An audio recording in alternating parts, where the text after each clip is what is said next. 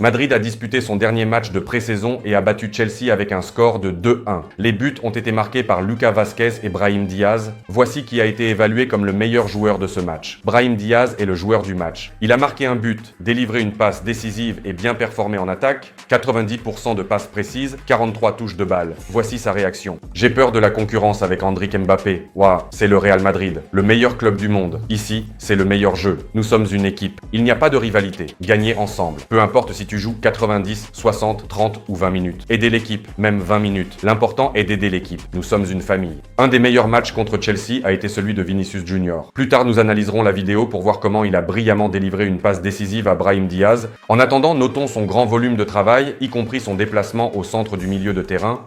3 passes clés, 2 tirs, 2 dribbles réussis et 3 duels gagnés.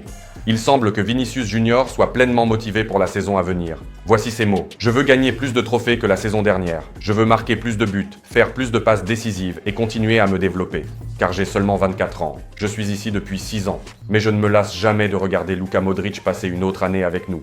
Apprendre de lui et des autres joueurs, c'est toujours bien. Voici ce qu'a dit Carlo Ancelotti après le match contre Chelsea. Militão a très bien joué. Modric, Rudiger, Ceballos ont également très bien joué. Voyons comment joueront les autres joueurs qui reviendront.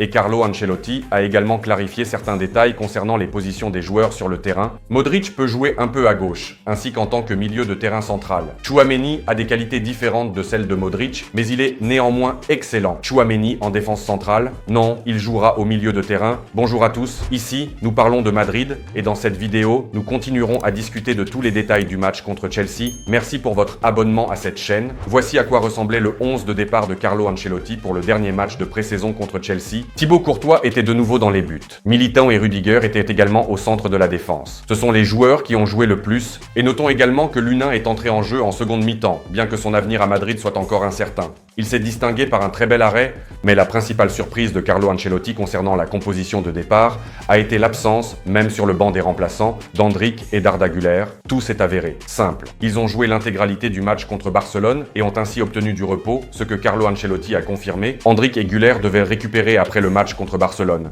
Ils se sont entraînés le matin et c'est tout. Maintenant, voyons qui a vraiment marqué ce but, Lucas Vázquez ou Ceballos. Il y avait un moment en direct où il semblait que c'était Ceballos qui avait touché le ballon en dernier après le tir de Lucas Vázquez, mais si l'on regarde de plus près, on voit que le ballon vole vraiment. Ceballos essaie de l'atteindre mais n'y parvient pas. Et bien sûr, c'est un but de Lucas Vázquez. Maintenant, nous levons toutes les questions. En même temps, Ceballos a également rempli une très bonne fonction. Il courait après le ballon, il jouait jusqu'au bout de l'épisode et empêchait le gardien d'atteindre ce ballon. À propos de Ceballos, aujourd'hui, c'est l'anniversaire de Dani. Souhaitons-lui un joyeux anniversaire. Il a 28 ans. Laissez vos félicitations dans les commentaires. Je pense que, peut-être, il lira et cela lui fera plaisir. Et puis, le deuxième point, nous ne savons pas si Dani Ceballos restera à Madrid ou non. Cette question reste ouverte et voici ce que le joueur lui-même a dit à ce sujet. Mon avenir, le mercato, n'est pas encore fermé, mais je suis heureux ici, à Madrid.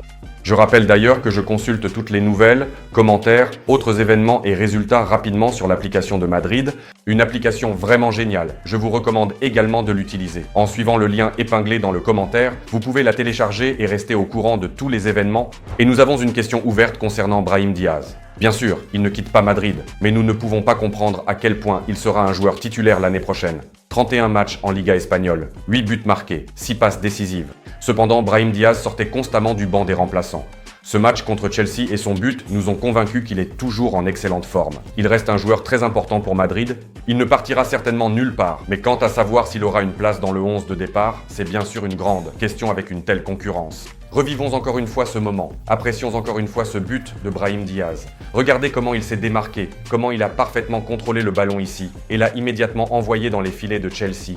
Brahim Diaz lui-même a déclaré ce qui suit. « Mon but était bon, mais la passe de Vinicius Junior était magnifique. La passe de Vinicius Junior était vraiment magnifique. Il fallait la donner ainsi, voir le mouvement du partenaire et envoyer le ballon précisément à ce point, mais admirons aussi le but de Brahim Diaz car c'est une grande maîtrise technique et la réaction de Fede Valverde, elle confirme simplement à quel point c'est génial. Diaz a exécuté, il est vraiment une bête. Fed ne vous mentira pas.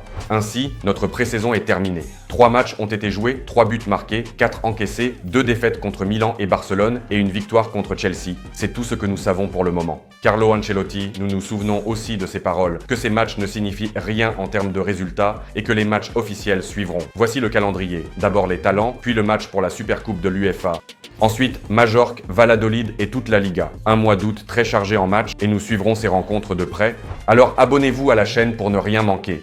Et envoyez cette vidéo à vos amis pour que notre communauté, ceux qui soutiennent Madrid, devienne de plus en plus grande. Soutenez-moi avec la fonction Super Merci. Oh, merci beaucoup pour cela. Et si vous avez manqué quelque chose, vous pouvez regarder d'autres vidéos sur la chaîne. Il y a des analyses des matchs contre Milan et Barcelone, ainsi que d'autres nouvelles très importantes pour comprendre comment se déroule l'intersaison de Madrid. Alors regardez les autres vidéos, restez sur la chaîne. Merci à vous et à très bientôt.